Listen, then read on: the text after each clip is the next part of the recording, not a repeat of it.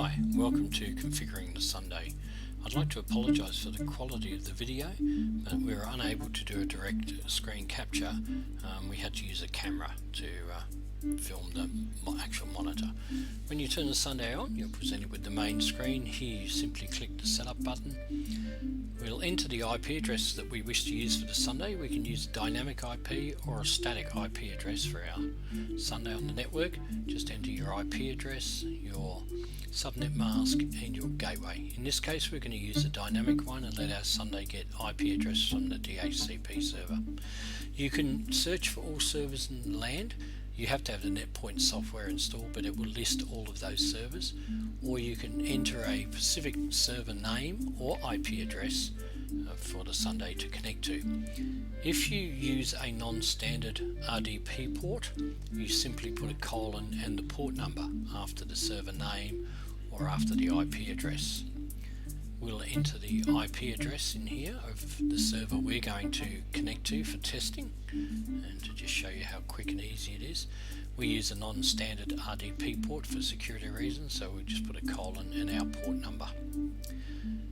You can also have a group of servers. If you have more than one server a user can connect to, you enter the server name or IP address followed by the port number if it's non-standard. You can obviously have different port numbers for different servers if that's how you operate, but you can enter up to 4 different servers, and then the user has a choice of which one they wish to connect to. In our case, we'll just use our IP address of our server and our standard port number, click the save button for our configuration, and there we are, ready to log into our terminal server.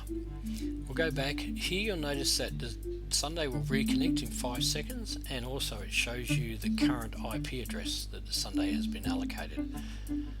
If you wish your user or for you to have a direct login, you can simply enter your domain name, your user's name and the password.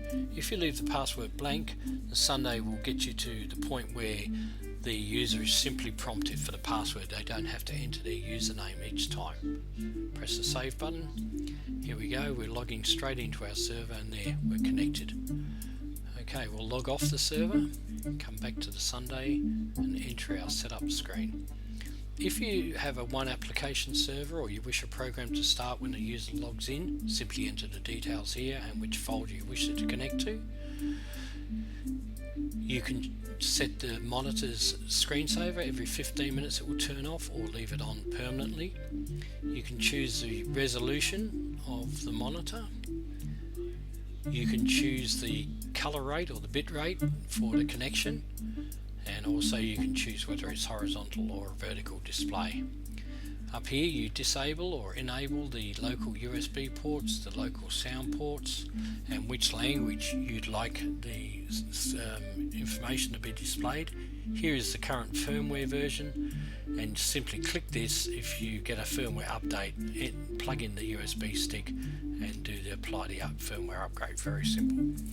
Here we can protect our information or our setup screen, our configuration screen, by entering an administrator password.